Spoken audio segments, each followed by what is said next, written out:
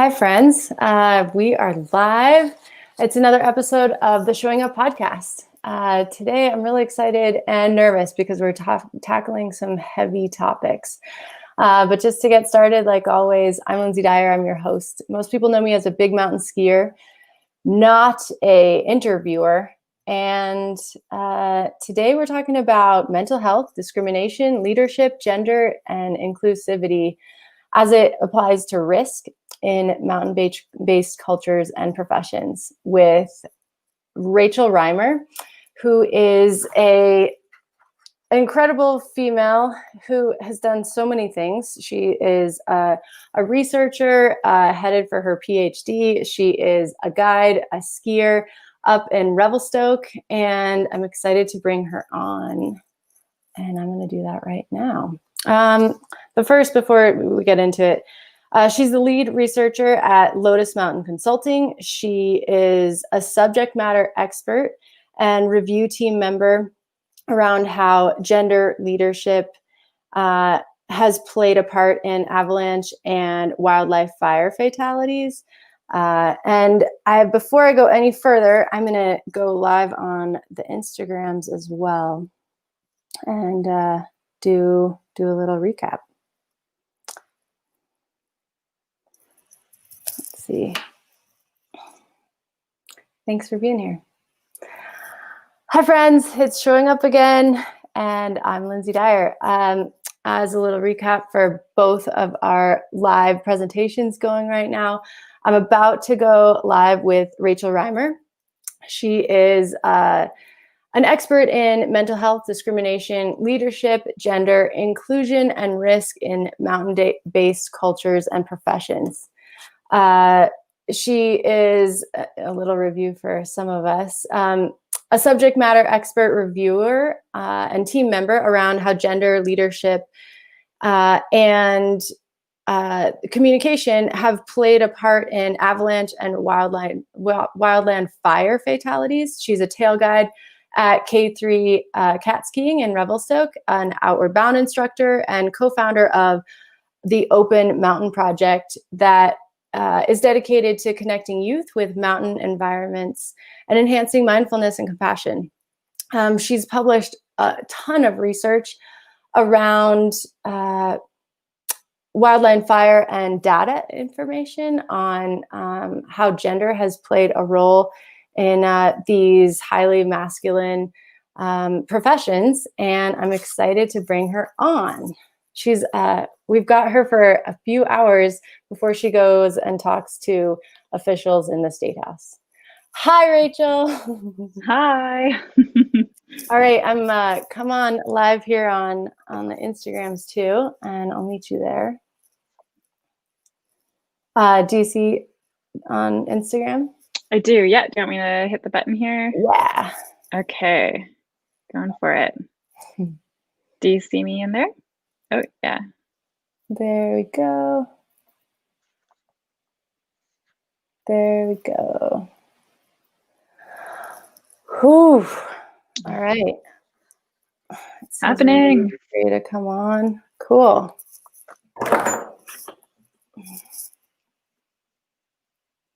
Okay, here we go. Okay, that's the hard part. Amazing. Yeah, thank you so much for making time today. Would you share for me what your biggest, the biggest thing that you're studying right now and the problem that you're ultimately trying to solve? Totally. Yeah, I think the biggest factor that I'm seeing emerge in my research across all of the data sets I'm working with in wildland fire or avalanche and guiding is something that I'm starting to call mountain masculinity. And mountain masculinity is a really prevalent part of our culture when we're in the mountains. And it's linked to performing a certain type of masculinity. So it's about physical strength, it's about mental toughness, and really almost showing no emotions. It's a very stoic approach to presenting oneself and being a part of a team, being in a rough and difficult physical environment, But it also, it's a way that we relate to ourselves, where we don't allow ourselves to show weakness, or we maybe internally shame ourselves when we're having experiences that we think make us weak. But it's also between people in a decision-making environment or in a group. And Well, I it think sounds that like this, what our entire culture is based around as in the mountains. Who can be the toughest, who can suffer the most, who can Mhm. not acknowledge feelings, and then ultimately being feminine in that environment is one of the worst things that you can be attributed to, right? Yeah, I think that's a good question. I think that folks aren't necessarily going out there and on purpose deciding to embody this type of masculinity, and there's not this like intention to shame yourself or others. I think that this type of connection between, certain types of being in the mountains are tougher than others, and that others, typically feminine ways of being, are less than or weak. I think that this is kind of an unintended outcome, and that it comes from just a lack of awareness of how our behavior affects us and others.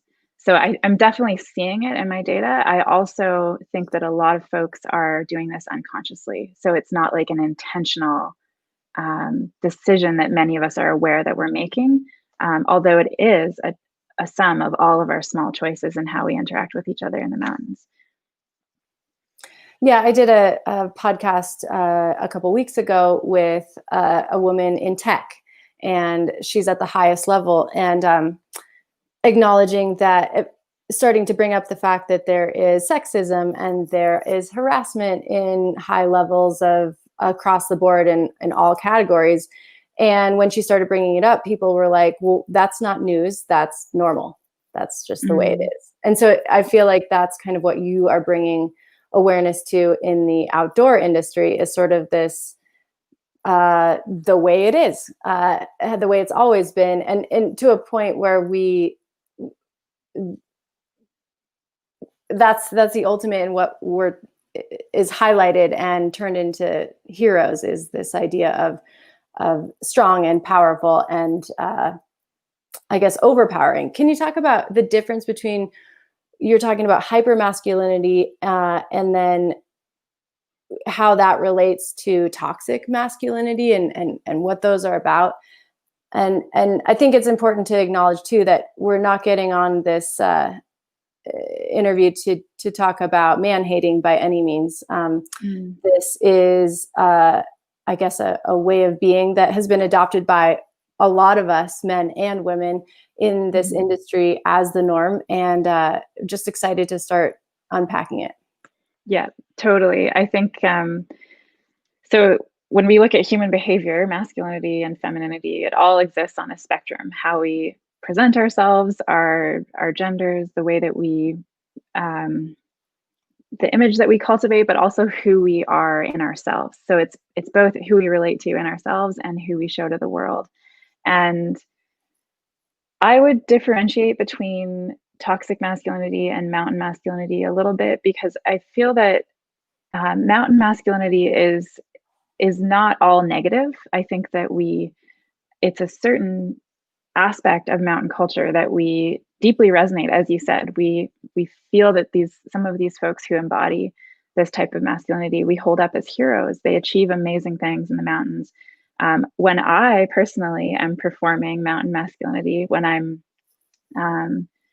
presenting like a very tough persona, at times that can feel really empowering for me as a female. And that's how I learned to belong, was that my belonging was based on how well I could perform mountain masculinity. And And adopt that so mindset. exactly. Yeah. Mhm. And so the challenge comes when we think that only that is strength, that only this type of um, masculinity in the mountains that's based on toughness and physical strength and emotional and mental toughness, that when we only associate that with strength, then we miss out on all these other ways of being in the mountains. And we really almost cut a huge part of ourselves out. We don't let our intuition, our femininity, our empathy be a part of our mountain identity, those are for, home. And you become this very split and what almost unhealthy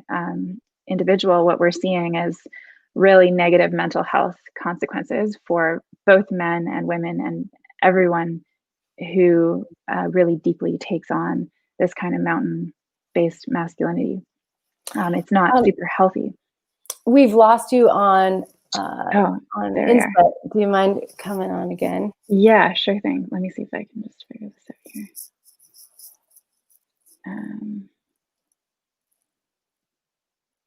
Who's got a joke? In preparing for this interview, I've definitely heard a lot of inappropriate jokes, or how back to, women or femininity being the brunt of a lot of these jokes. I heard one today that, once again, I cannot share publicly. How's it going? Good. Yeah, I think I'm getting Oh, there we go. Here. Cool. Yeah. Perfect. Cool. And we're back. There Sweet. she is. Sweet. Okay, so back to your studies and the problem at hand. Would you just recap that a bit for people that might have missed it and stuff? Yeah, totally. So mountain masculinity isn't just a men only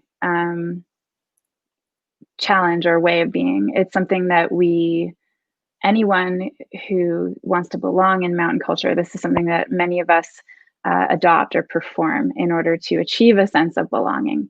And this not only is harmful for women or non-binary folks or people of color, people who aren't hetero in their sexual orientation, but it also creates very negative and measurable, in terms of research, we can see the negative mental health effects for men. So I think that what I'm finding in my research is that we're at a real turning point in our mountain culture where we're ready. First of all, we're able to see that these things are happening, and then we're ready to make a different choice and to recognize that these cultural norms aren't just these big bad things out there in the world. They're also in each of us. We internalize them, and that we co-create them together in the ways we interact in the mountains with our mountain partners, at work, if we're in a mountain profession, in the mountain-based media that we consume, and that we're, I think, collectively ready to make a different choice towards a more inclusive mountain culture where we can be our whole selves. And so I think that's really exciting. But in order to get there, we need to have a little bit of a critical conversation about what type of culture we're in right now and how we can transform that. Yeah, so let's talk about what that culture is and define more of what mountain masculinity means in your studies. Yeah, so typically it's linked to physical strength, to mental toughness. And what mental toughness gets equated to is censoring all emotions with the exception of anger. So anger is deemed sort of a masculine emotion that's okay to express for men to express it, or for people who are in a more masculine environment to express. What's not okay is, sadness, even joy can be vulnerable. Any type of really vulnerable emotion.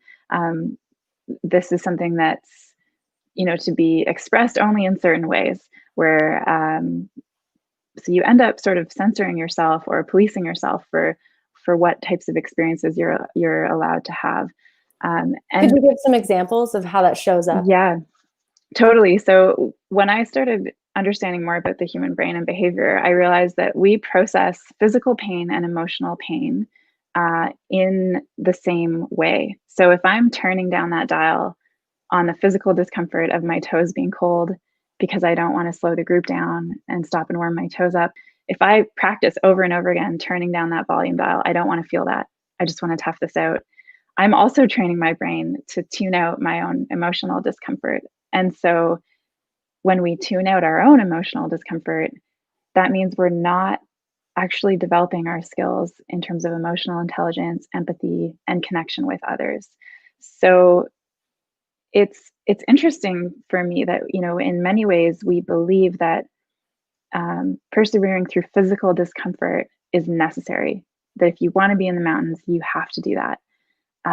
What we don't That's the understand is standard. that, yeah, if we do that without a bit of awareness and around it, and without understanding the consequences of how we're training ourselves to be, then we lose our ability to relate to other people and to relate to ourselves in a way that's self-compassionate. And I know for me, it was, um, gosh, I learned this the hard way by being like confronted with my own coping mechanisms and my ways that I had internalized mountain culture, and this need to be tough almost at any cost. Um, Especially as a woman, right? When you're especially as a trying woman. to Yeah. make a space in this world. Yeah. Yeah, exactly. Yeah. And I remember the day actually where this hit home for me, and it was such an aha moment. I was working on my master's research. I was fighting forest fires, and had a super stressful day, a bit of a confrontation with a peer. And I had become so accustomed to dealing with my negative feelings by doing cardio. I would just do hill sprints until my feelings went away, because I felt like feeling sadness or feeling upset made me weak. And it just felt stronger to me to go crush hills until I felt numb. And I actually thought this was a healthy coping mechanism at the time. I was like proud of myself and like, oh, I had this difficult meeting, and I'd scheduled a phone call with my therapist that evening. And I got on the phone with her, and she's like, so you did 7 hours of uphill cardio? And I was like, yeah, I feel great. And she's just like silent. And and then she's like, these cultural norms that you're studying? And I'm like, yeah. And she's like, what do they say about emotions? I'm like, well, yeah, all emotions are weakness. And she's like, okay, how much do you think you've internalized those? And I was just like, oh my God, like, okay. Like I literally was face down on the grass. I was doing yoga, and I just like put my head down. I was like, yeah, oh man. And so for me, that aha moment really, I was like, gosh, I am doing research on gender. I'm the one like trying to understand this. And if I have internalized it so deeply that I'm not letting myself feel my emotions, and I'm just going to go run up a hill until I don't feel them anymore, like, oh my goodness, like that we really need to draw attention to this, because it's quite damaging inside ourselves and in our teams.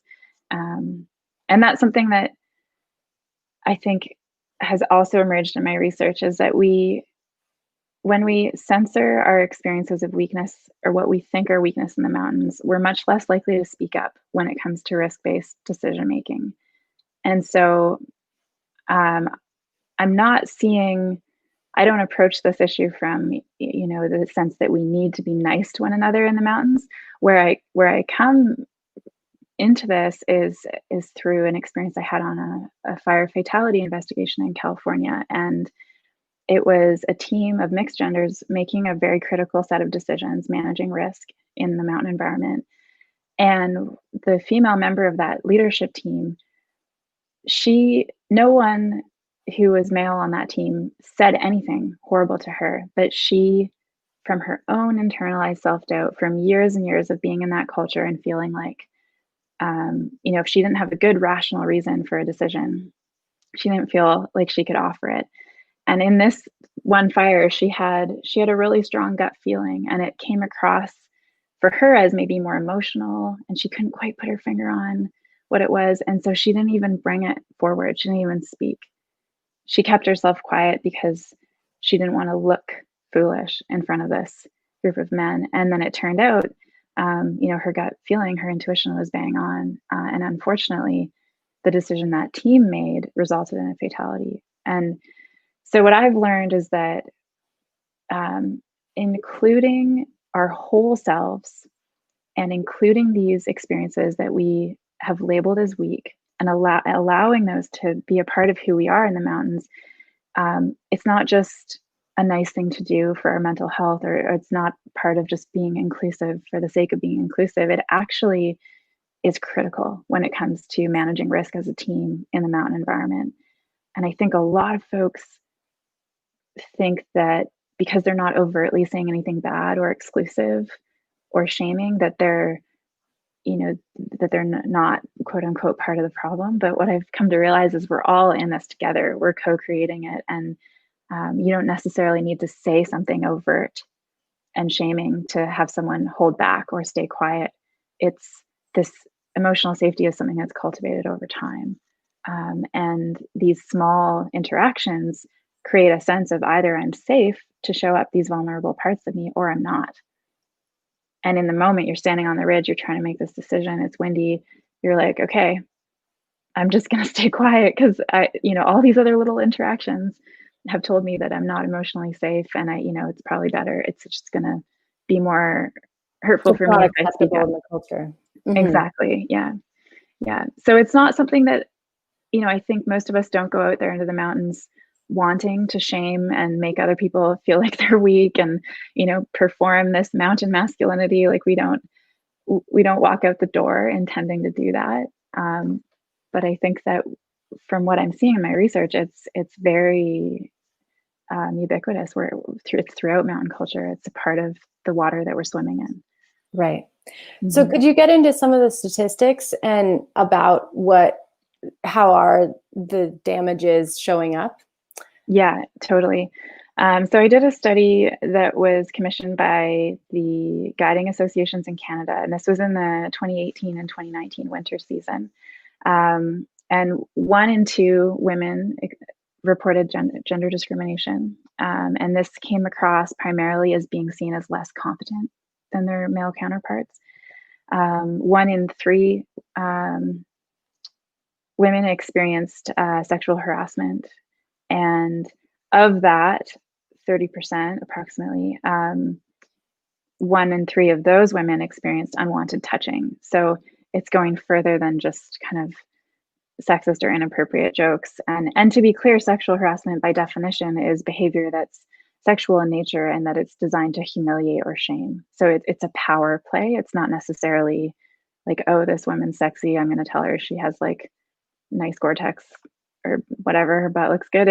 It's something that has an element of shame and humiliation to it. And it's almost like, I get to make this comment or say this thing or do this act in a way that, your consent, your wholeness as a person matters less than my desire to tell a joke or whatever it is. So I want to be clear that, sexual harassment, just by definition, it has some shame and humiliation associated with it.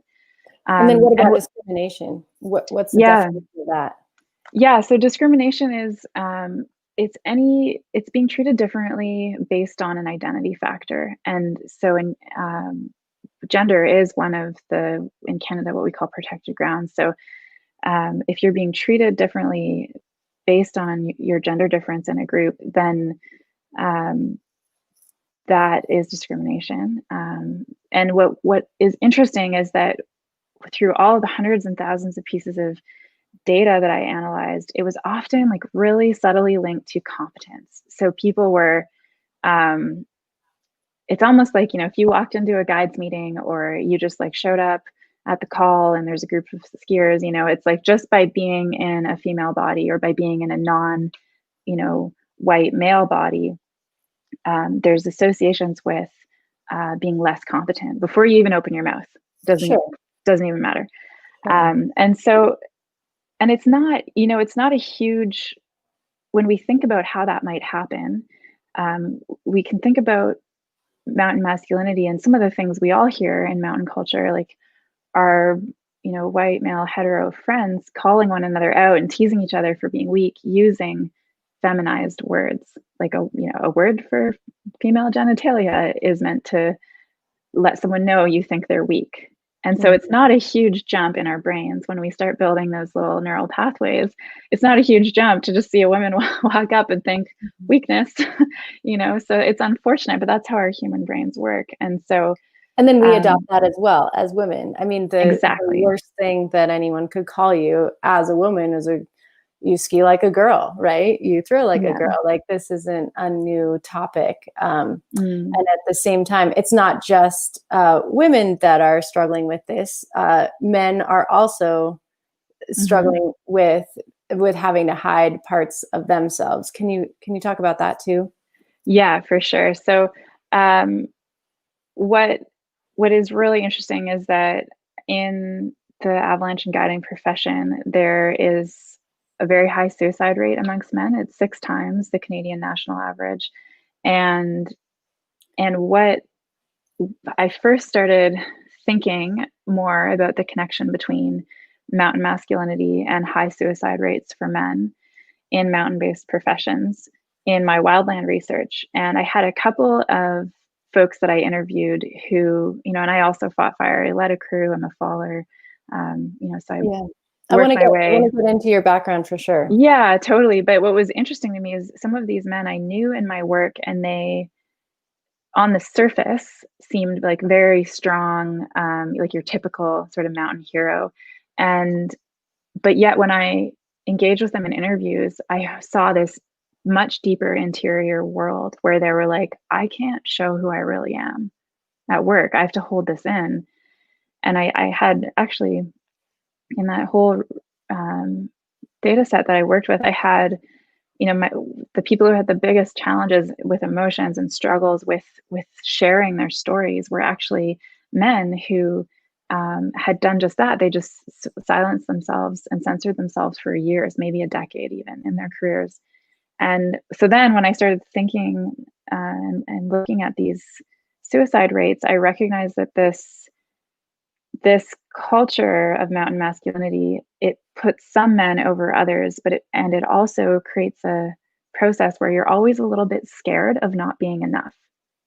And so this sense of like fear, and you need to almost like quote unquote man up and prove yourself over and over again. It's really damaging, and it hurts the mental health of men, and that's the way we're seeing it show up in the data. I also want to be clear that it's harming everyone, and right from like white heterosexual males all the way down to everyone. And when we think about that in a hierarchy, people who are further away from white hetero maleness are going to be more and worse affected. So they might be experiencing harassment and discrimination on a daily basis. They might really have a lot of internal barriers to feeling safe in mountain culture, but that it totally affects everyone who's in mountain culture. But it's something that not even those who are kind of the kings of the castle, if we think about that childhood game, even the ones who are at the top, they're not, they're paying a price by censoring their emotions and by not being able to really feel safe deeply in being who they are. And And we don't know often any different because we this don't is know the way different. it's Yeah. always been. So I'm sure a Yeah. lot of people right now could be like, well, it's never been a problem. People are getting their jobs done. These types of people are heroes. And so, stop complaining. Mm.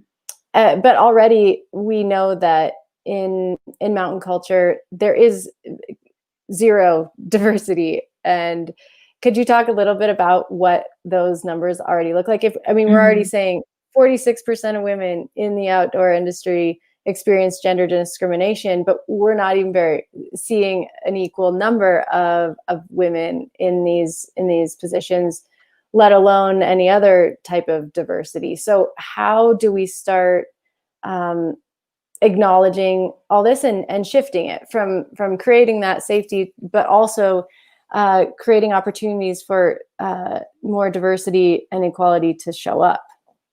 Mm. Yeah, I think that it starts with self-reflection, and this is like the internal piece of it. Often we really want to be able to go after the problem out there and solve it. And there's this idea, the white savior or the hero sort of complex where we're like, okay, like we're gonna conquer exclusion and gender discrimination and sexual harassment the same way we conquer the summits. We're just gonna like dig deep and do it, and like call out our male peers and do all these sort of more outward focused behaviors. And what I have found to be most successful is actually looking inside and cultivating a sense of empathy and connection with ourselves. And so the things in ourselves that we have labeled as weak, like the emotional experiences that we're ashamed of, the times that we hesitate when we feel like we should be charging, like those are moments when we can soften and connect with our own experience of what we've labeled as weak inside ourselves. And then when we see that in others, we're going to be able to connect with that in a way that's not shaming, where we're genuinely able to welcome folks who show up differently than us, who show up differently than how we think people in the mountains should show up. But I think that for us to really get into that process of transformation authentically, we have to start with ourselves. And it's not just like a set of rules or behaviors that we could adopt that would like magically make this go away. It's an internal process of listening and welcoming that vulnerability of being human, and recognize that it's beautiful that we're humans and that we have this diverse set of experiences in ourselves. And then that helps us welcome diverse people in different expressions and ways of life outside of us. And what are the benefits of that? I guess I'm playing devil's advocate. So, yeah, for sure. I mean, a few days ago, I'm on yesterday, on a hike that ends up being a lot further and higher than we had expected.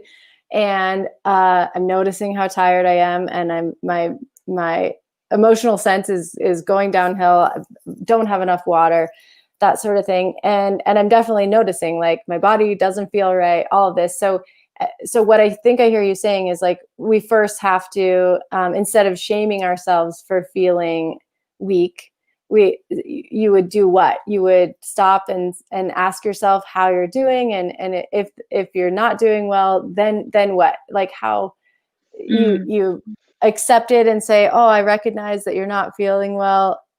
And then what, within, and then also again,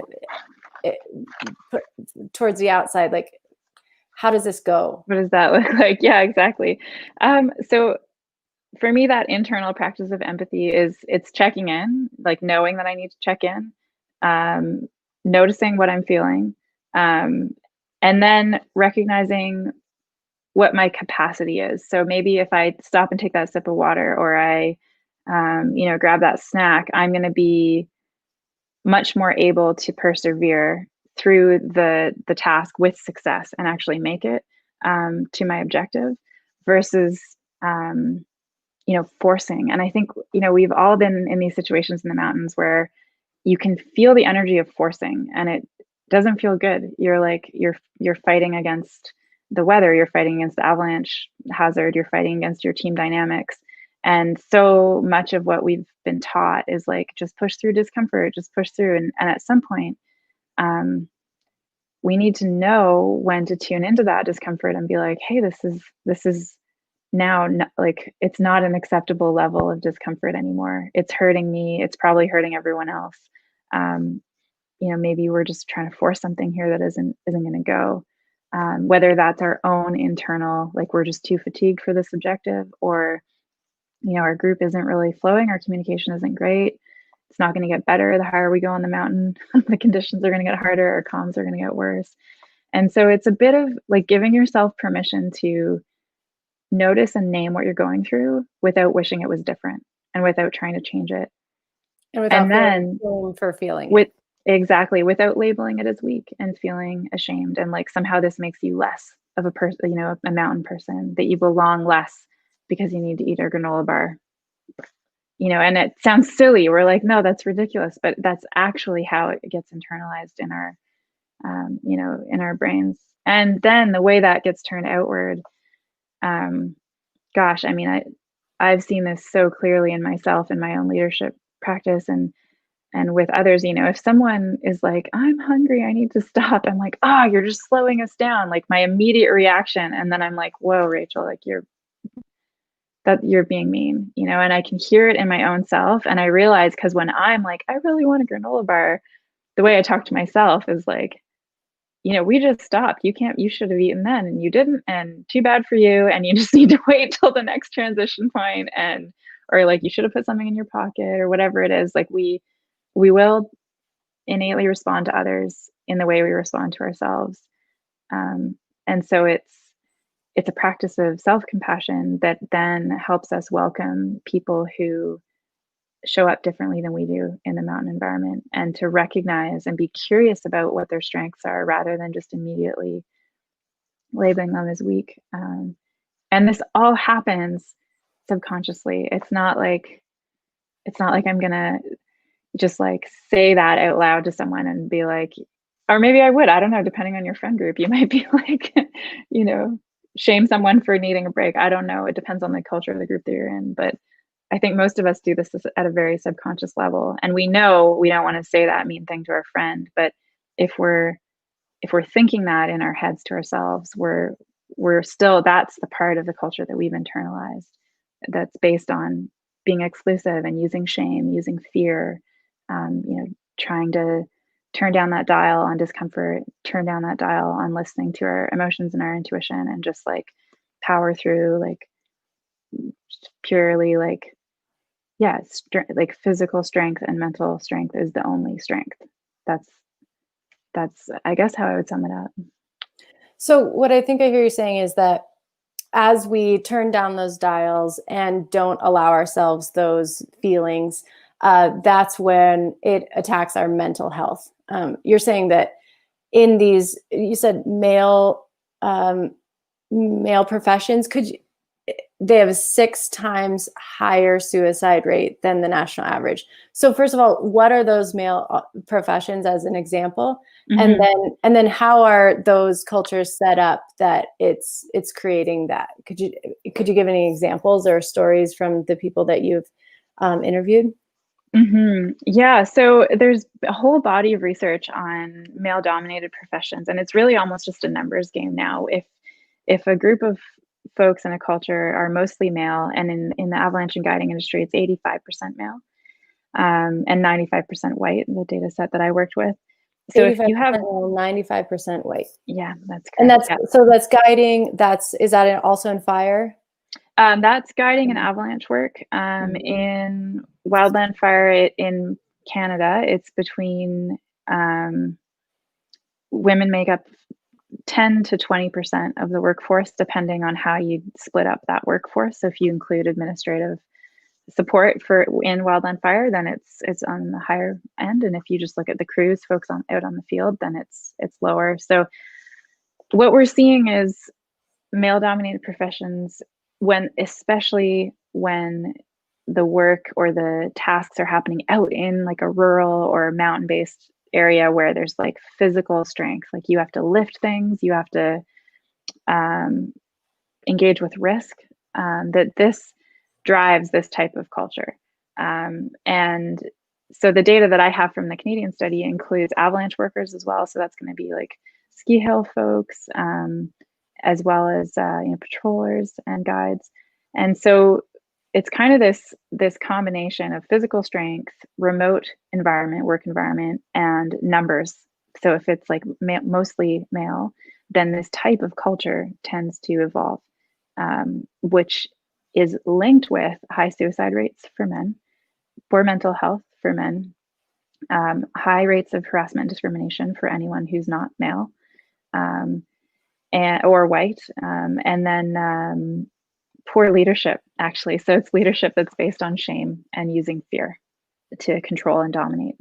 So these things are highly correlated now in the research, and so it shouldn't be surprising to us in mountain culture, but I think that there's just been so little research on this. Yeah, it's no new. one's actually just called it out. It's so prevalent, like you said, and it's just hasn't been discussed. And that's why you're such a unicorn in just in calling it out in such a neutral way and speaking on behalf of all of us, not just women, but it's pervasive and it's hurting all of us. So So how do we begin to change it? I also want to make sure we talk about your background and how you came into this, and where you're going, because now you're helping really big, important groups to change this culture on a mass scale. So yeah, where do we begin to shift this, and empower people to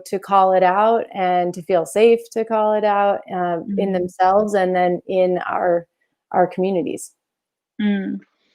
Yeah, I think as with anything, it starts with a little bit of education and awareness and listening to podcasts like this, but also so many resources out there now around what is privilege, what does that look like.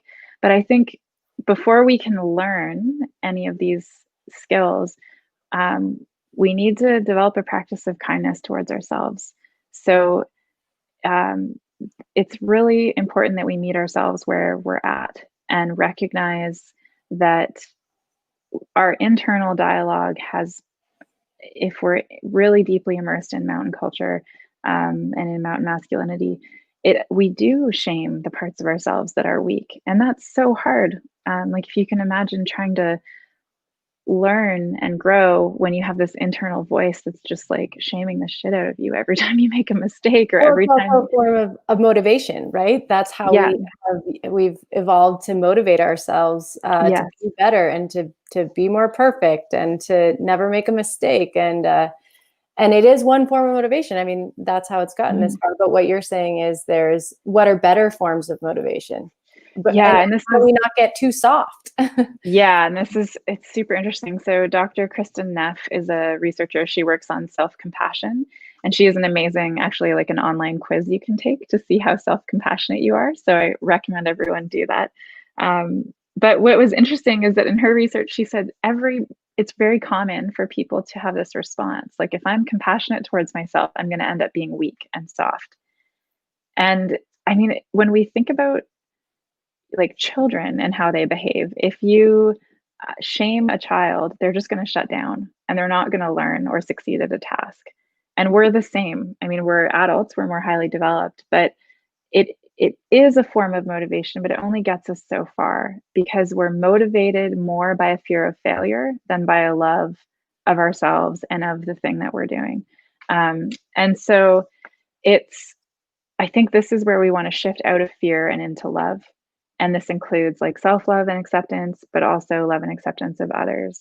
And it might look the same on the outside. Like it may still look like, like for me, I love being in difficult mountain environments and I thrive there. And doesn't mean I'm persevering through discomfort. Of course, it does all the time.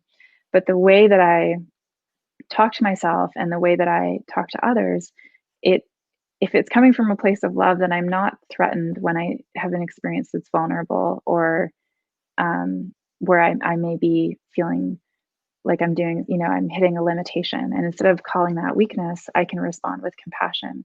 And usually, when I respond with compassion, I can actually address what it is and move on and thrive more and succeed more. And so there's this kind of myth out there that if we listen to ourselves, if we allow ourselves to feel more, that we will somehow end up being soft and weak and just like sitting on the couch eating chips and never Yeah, that going we to the won't get mountain. the same things done. I'm playing Yeah. devil's advocate, but I'm trying to think Mhm. of so many of our modern day leaders that we hear, have accomplished so much. Mhm.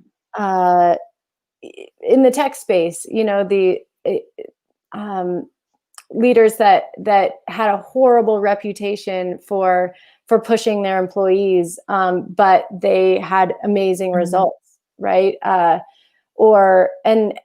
I guess I'm wondering, are there any statistics that prove that actually this technique actually provides a better outcome? Because right now, only the ones I'm thinking of are those like, dictators get stuff done.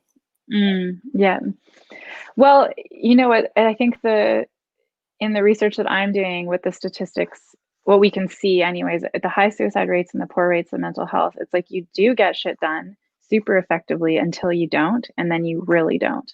And then you have Mm. a massive meltdown and you have nowhere to go for help because you've built a persona around being self-sufficient and not asking for help, and having all your shit together all the time, having all the answers all the time, and not needing help. And it's Right. And that's on the and individual level as well as as a, well as a group level. Yeah, oh, exactly. And so when I work with leaders and teams, um, kind of the perfect storm, if we take this mountain masculinity in this culture, and then you put that team through critical incidents like avalanches, near misses, and suddenly now you have workplace trauma, or you have a group of friends who ski together and then they have some near misses, an avalanche or a loss of a friend even, and suddenly um, this this way of being together in the mountains where we don't talk about our feelings, we avoid what's vulnerable. It's about performing and showing up in a strong way, quote unquote. Suddenly, you're just not equipped to deal with these types of critical incidents that, unfortunately, being in the mountain environment, it's only a matter of time and exposure before you have these types of things happen. And so, I think that what you said, Lindsay, is perfect. Like, dictators get things done, they do, and this type of mountain masculinity, you can push that down successfully for many years, but then it will eventually be extremely unsustainable. It comes to a very sharp and in a mental health crisis, or one critical incident too many, and yeah. folks just can't cope.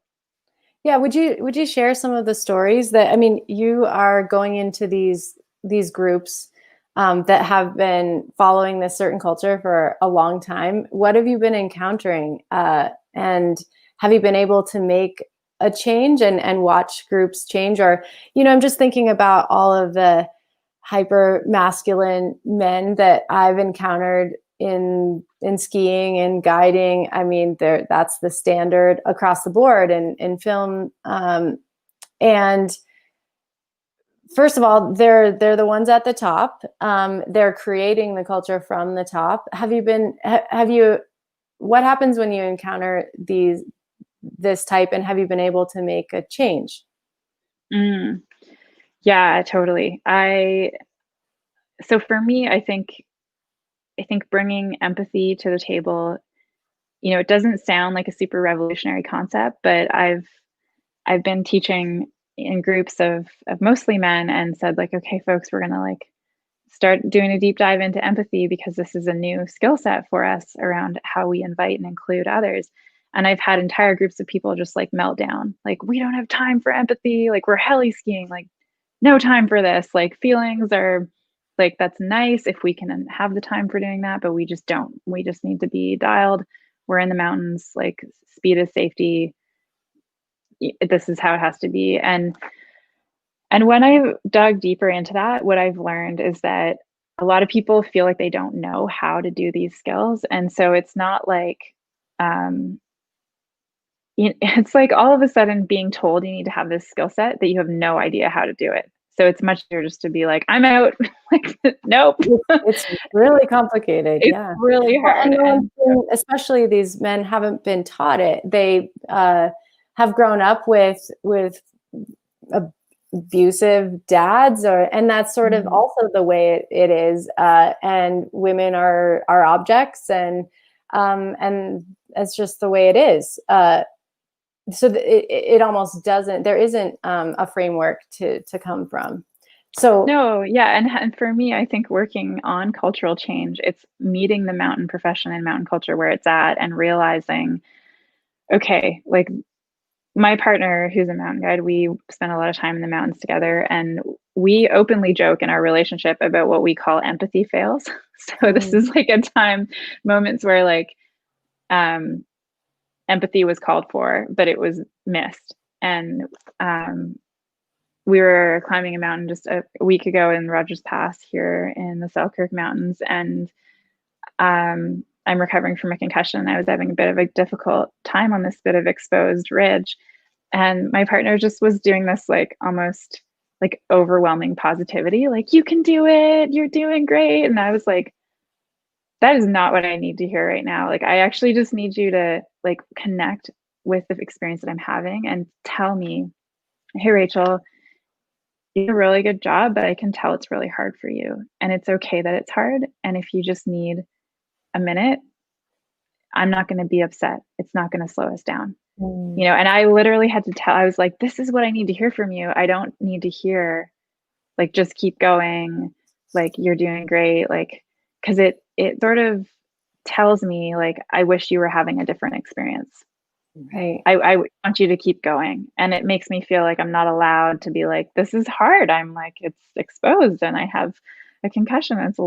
I'm just having a hard time. And so we So are able to, so yeah, what you're acknowledging saying it. is acknowledging what this person might be feeling. Hey, it sounds like you're having a hard time. Hey, it looks like you're Mhm, having a hard time. So just that acknowledgement makes you feel seen exactly. and heard, to Yes. and that it's okay that you're feeling that way, and then you can move from there. Yes, exactly. And what we have done as a couple is we'll approach it with humor so that he doesn't feel like, oh my gosh, I just said the wrong thing. And I think that's where a lot of Mm. men in mountain culture are like, oh gosh, when we start talking about diversity and inclusion, I'm just going to hear about how I'm doing it wrong. And I'm Or just feel like, attacked. yeah, I'm doing the wrong thing. I'm failing. I'm not good enough at this. Like, I'm just going to kind of walk away from this whole topic and try to just ski with my bros and keep out of the conflict.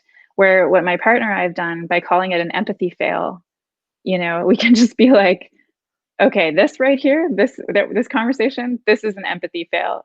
We need, and, and then one of us, whoever did it, we're like, oh really? Oh, am I failing? What did I do? What should I have said? And then we can laugh about it and start to have that dialogue. And so then you actually like get to teasingly kind of call each other out for failing at empathy. And you're like, that's okay because we haven't learned empathy. In fact, if we've been in mountain culture for a long time, we've been training ourselves not to have empathy because we've been training ourselves not to feel, because we've associated toughness with success. So we're kind of we are going to fail at this, but failing is part of a healthy learning curve. So as long as we can find ways to be gentle with ourselves, and for us, just joking about it and calling it an empathy fail, and then the other being like, okay, what did you actually need to hear? I didn't realize I just missed that totally, but I like, love what did I need to hear?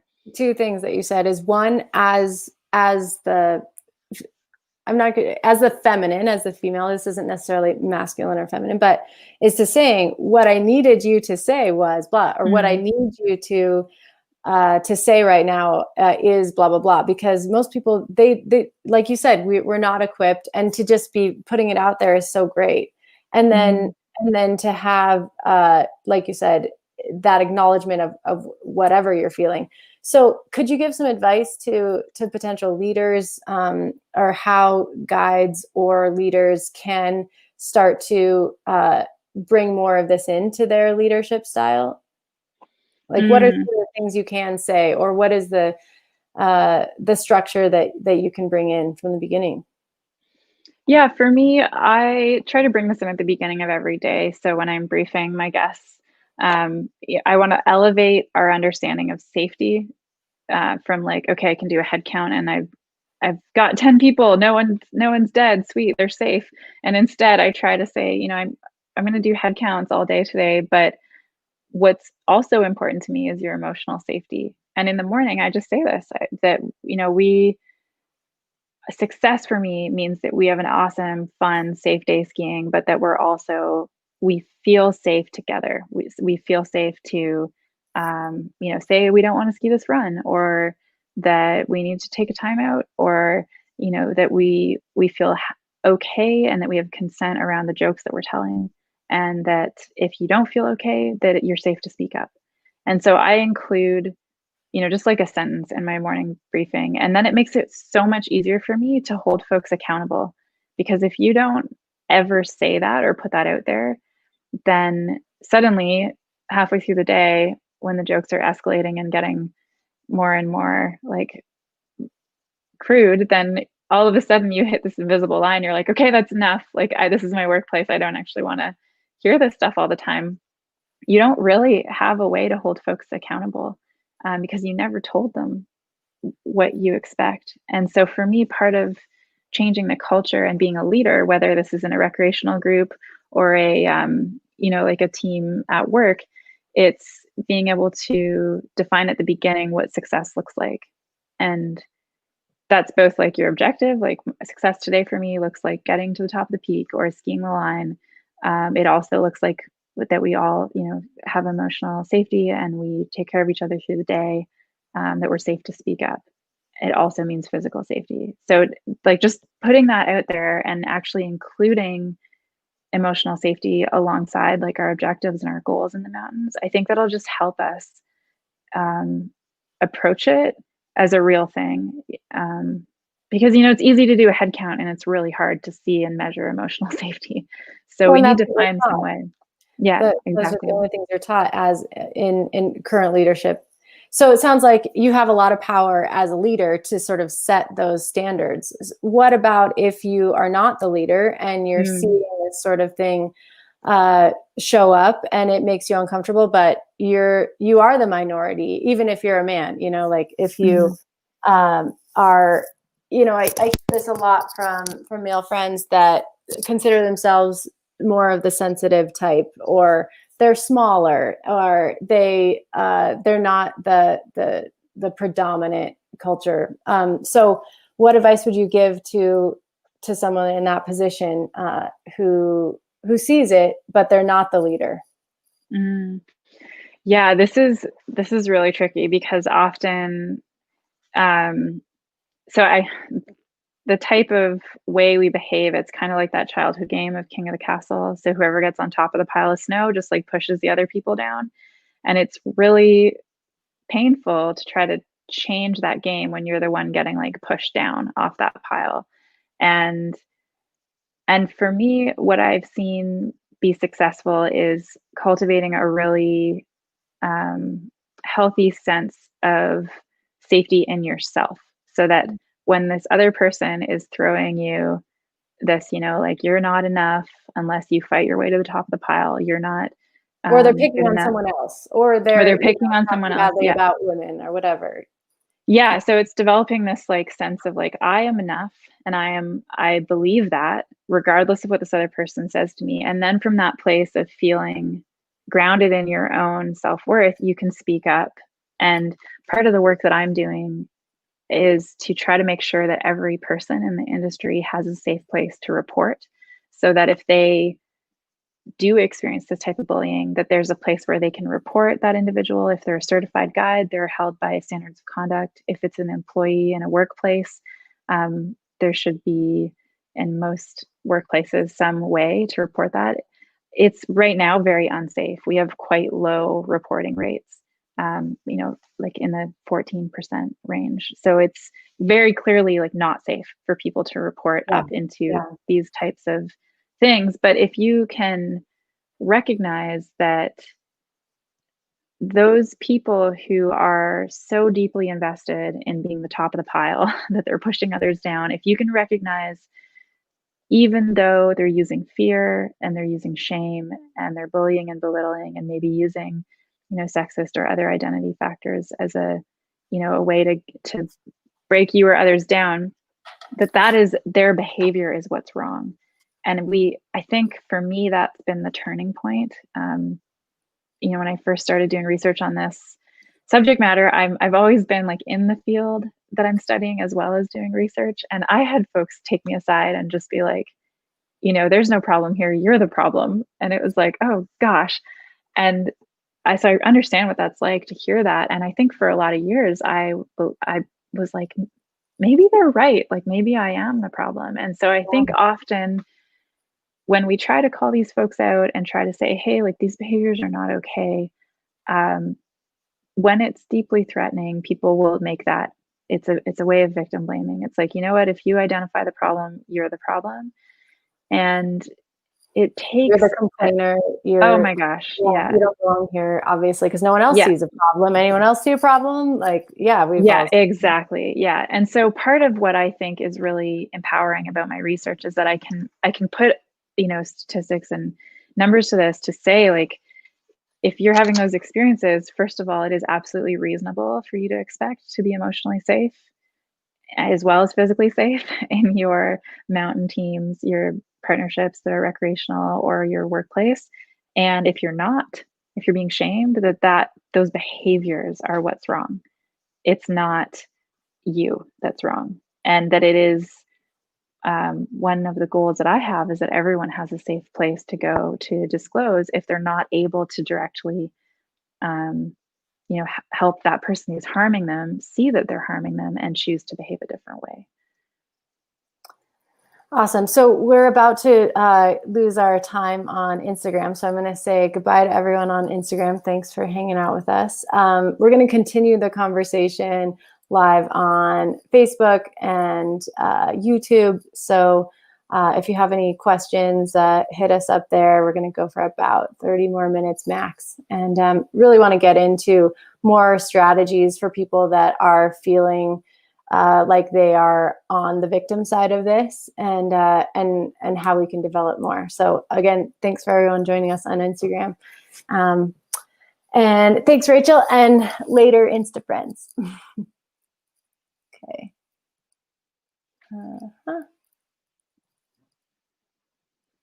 And there we go.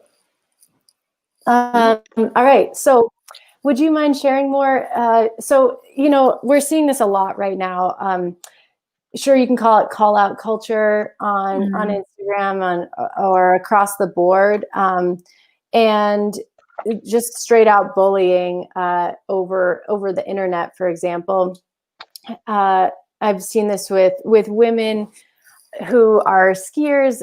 We're seeing people start to really talk about this crazy shaming and bullying going on, to the point of people telling them that they don't belong, that they can't believe they're getting sponsors just because they're a girl, or to the point of saying, like, you should kill yourself. Horrible things. So I loved what you were saying about building that internal knowing that you are enough, and that the problem is actually someone else, and if they're doing that to the external, that they're really treating themselves that way as well. And so what advice would you give to people that are on the brunt end of that?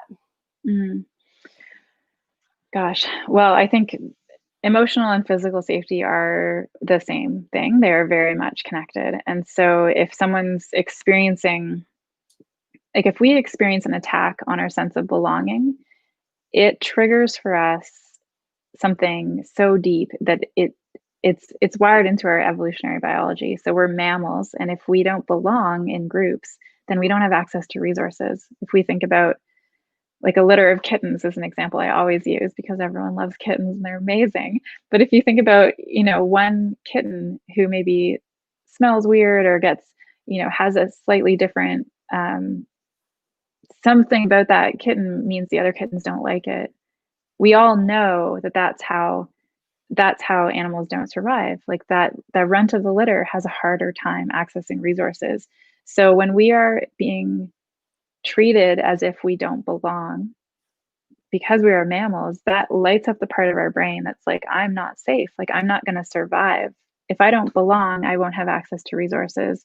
And so I think sometimes we have a hard time accepting in ourselves that, when we feel we don't belong, the level of emotional response we might see in ourselves, we feel like, oh, wow, am I just, like, making a big deal out of this? Like, we tend to diminish our own responses to that.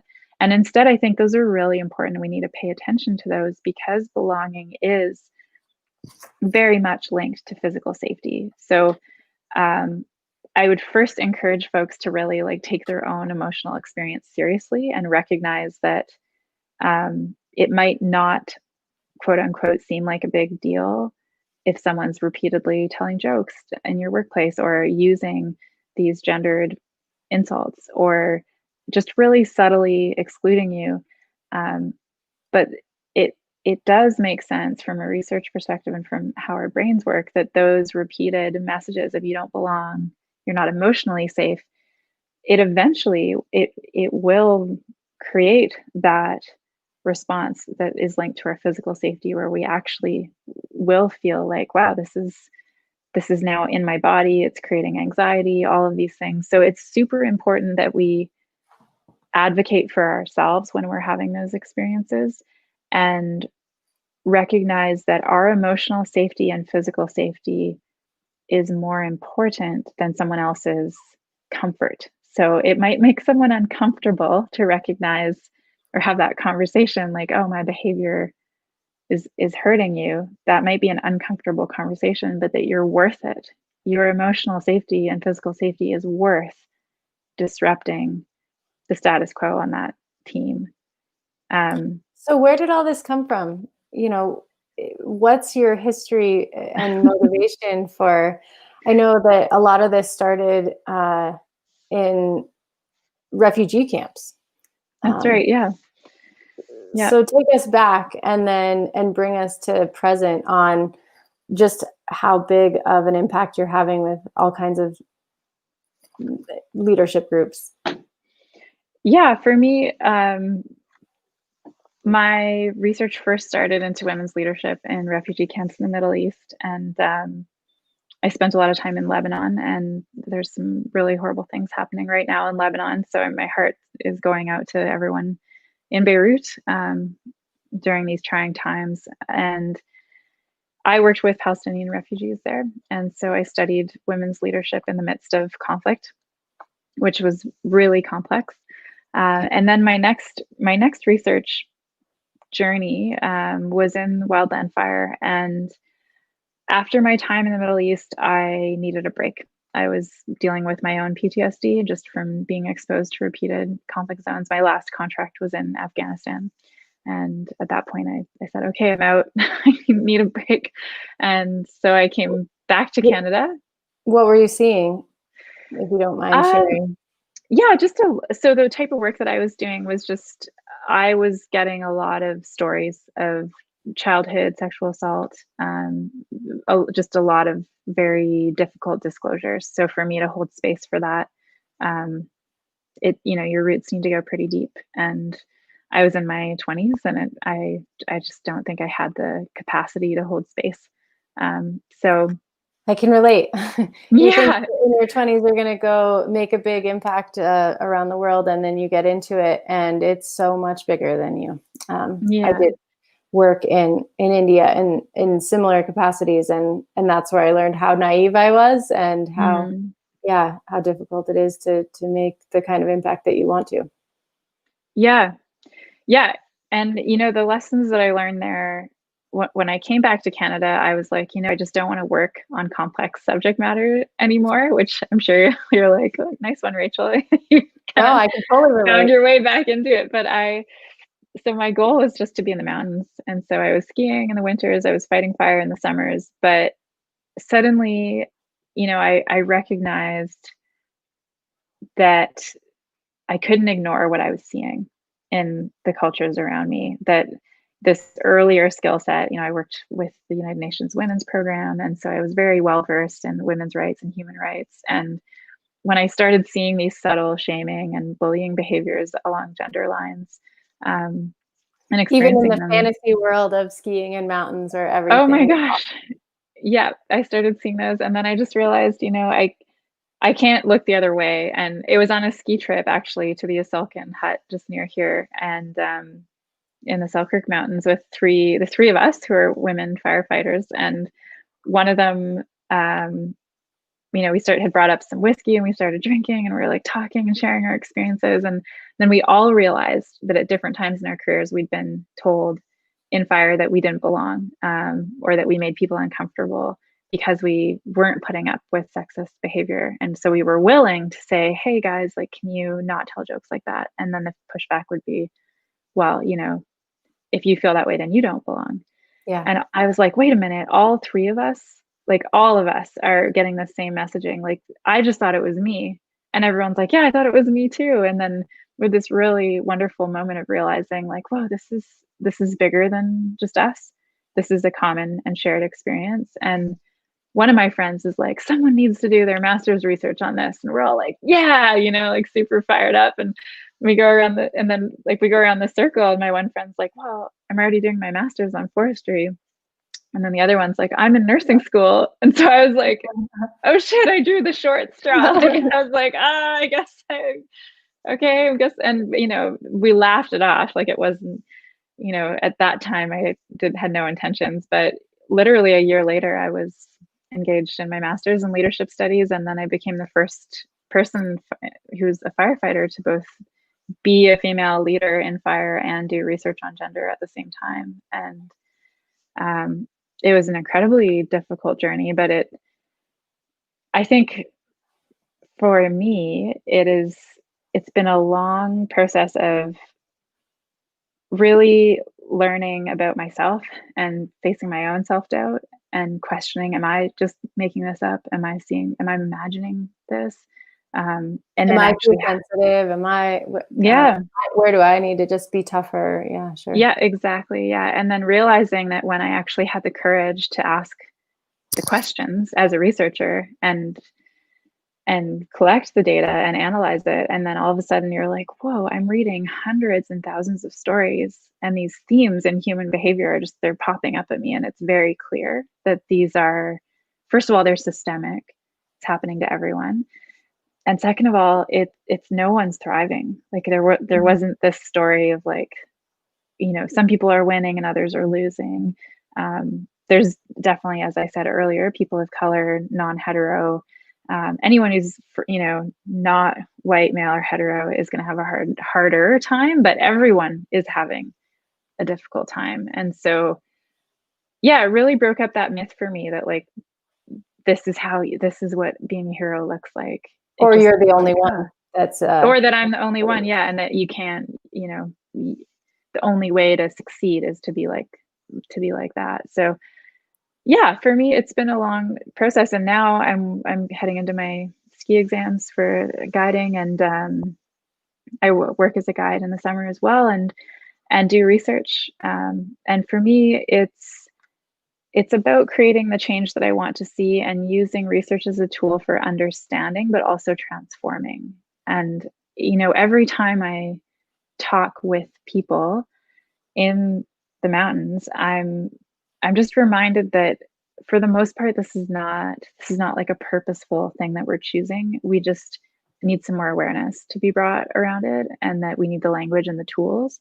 And so it's super exciting as a researcher because I have the skill set to be able to find that data out, to discover it. And it's so I think that my hope is that we're going to start being able to be more compassionate towards ourselves and towards others, and that it's not just a learned set of rules, but it's actually a way of behaving, a way of listening more deeply and connecting more deeply with ourselves and with the mountains. Because if we choose to not just turn down that dial, but actually to tune in and connect more deeply, then I think we'll excel in ways we can't even imagine right now.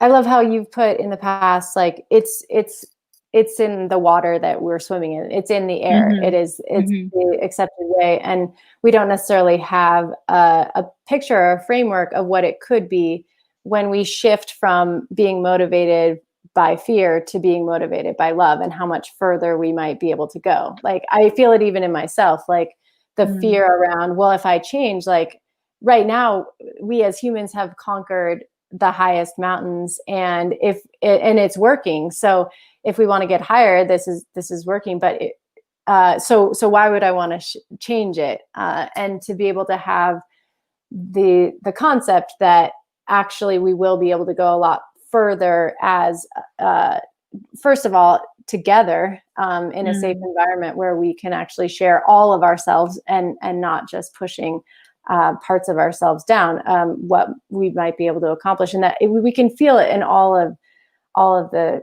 across the board, what we might be capable of.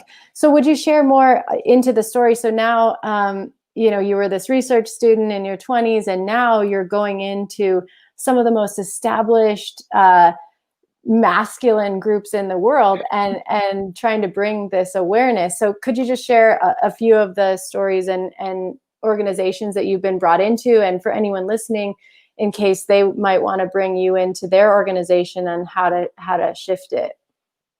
Yeah, totally. So at this moment, I'm chair of the Diversity and Inclusion Committee with my co-chair for the Association of Canadian Mountain Guides. So I'm helping to drive at a national policy level the ways that we can be more responsive to diversity and inclusion and learning. So we've come from having a relatively low literacy to on these issues to trying in the last just 12 to 18 months introduce these concepts and topics in a way where we can meet people where they're at.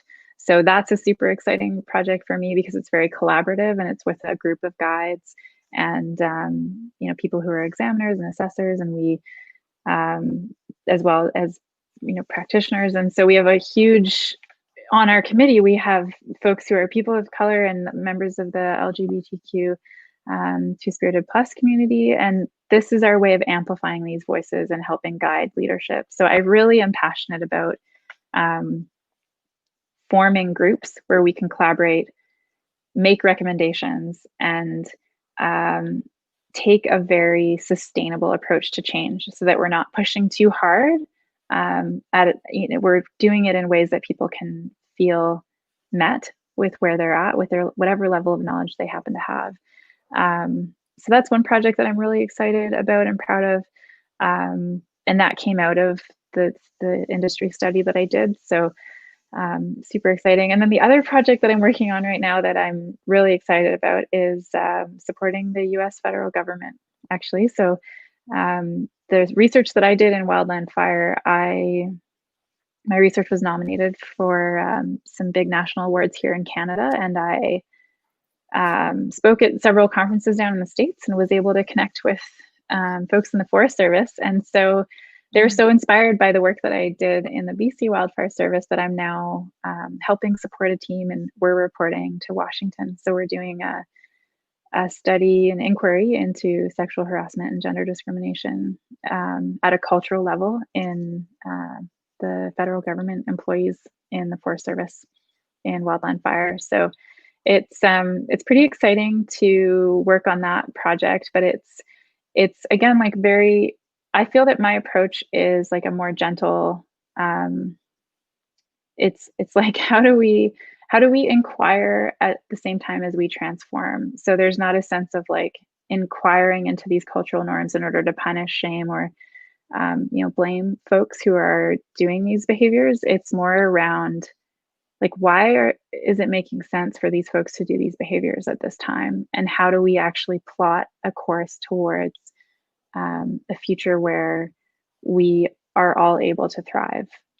So I think that there's a combination of research, collaboration, and then having the vision to create new policy and new accountability measures that take into account, that folks might not be doing this on purpose. So how do we educate and bring awareness as well as accountability? And it's not just like, you suck, now you don't have a job, or like you suck, I don't want to ski with you anymore. It's like, how do you actually help those individuals and groups of people learn and grow and evolve? I think that's really where my passion lies, is working with those goals in mind. You said that for some of the trainings you've been doing in our pre-call, it's about helping people to feel.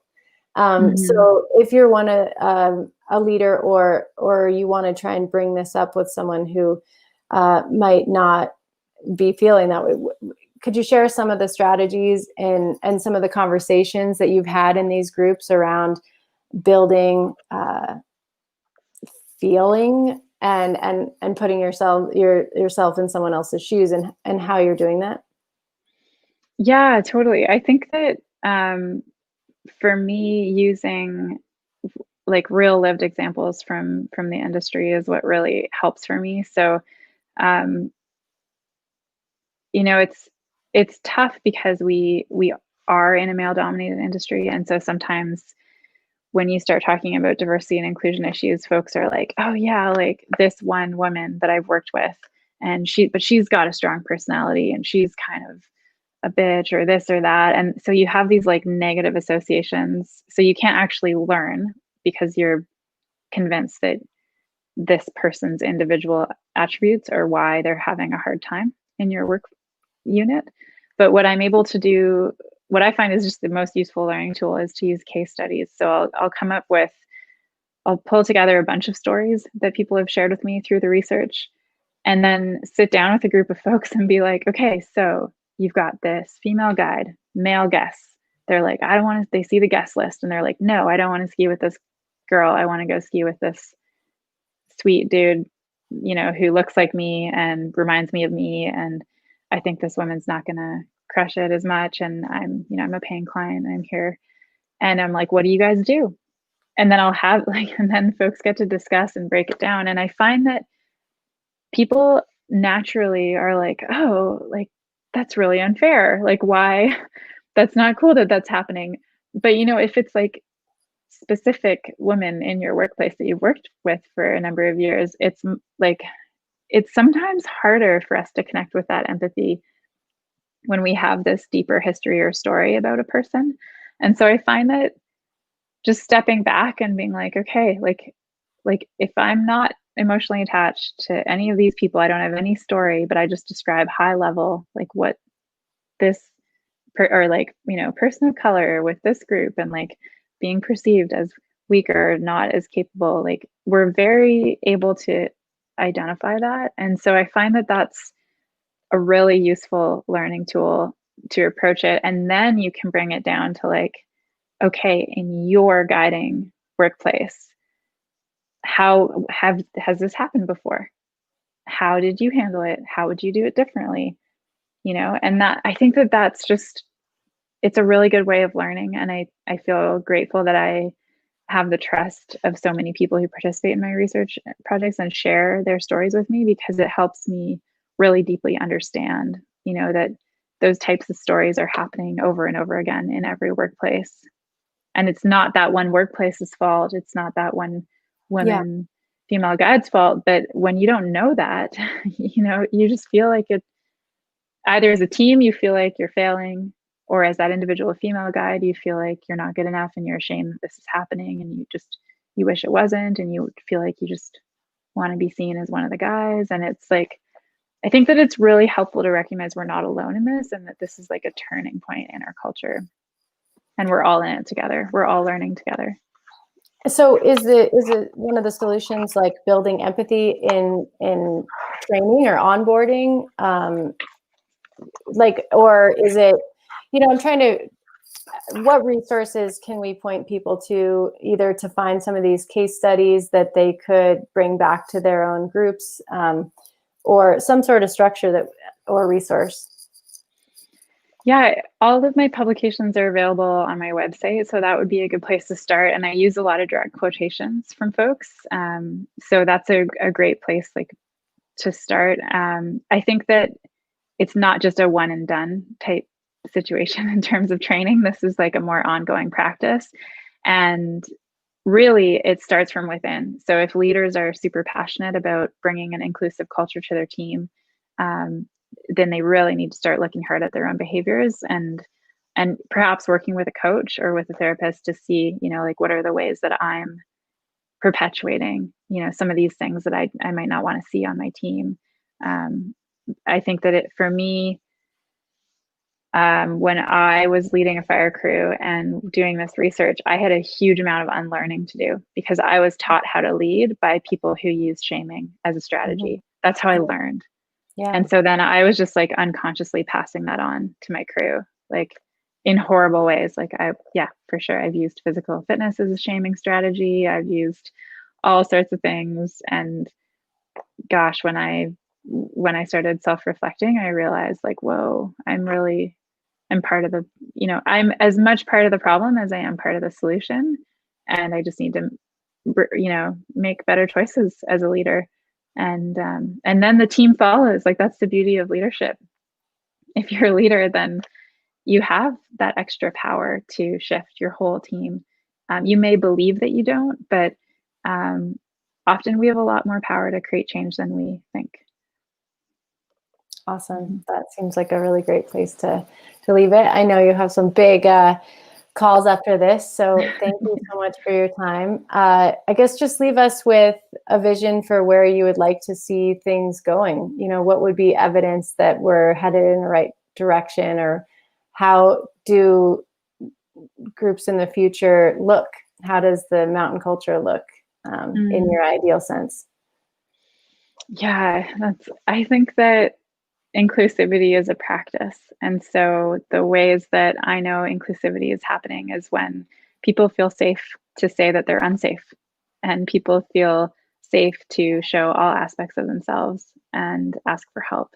So I just imagine a mountain culture where men, women, everyone feels like they can show who they really are, and that we thrive together even more than we can ever imagine, because we're not holding back anymore.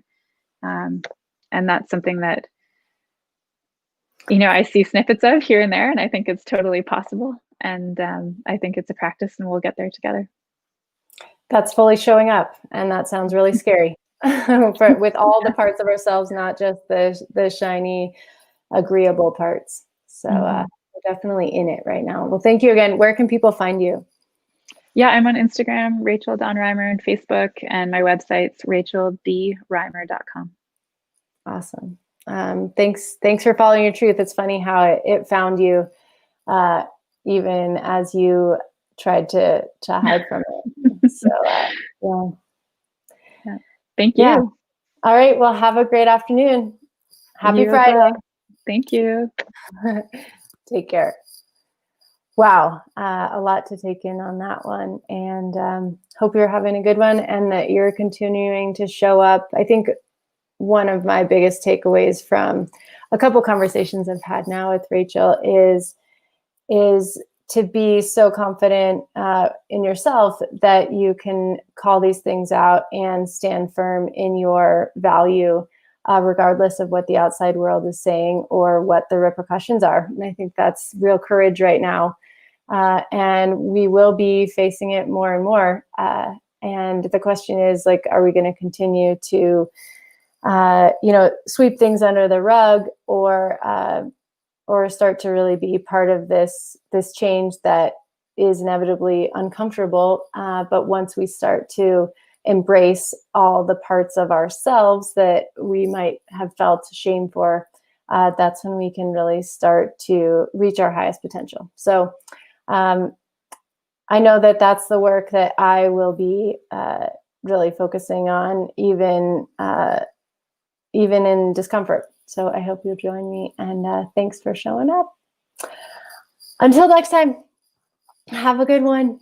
Happy Friday. Go outside, get some flow time in, and I'll see you next time.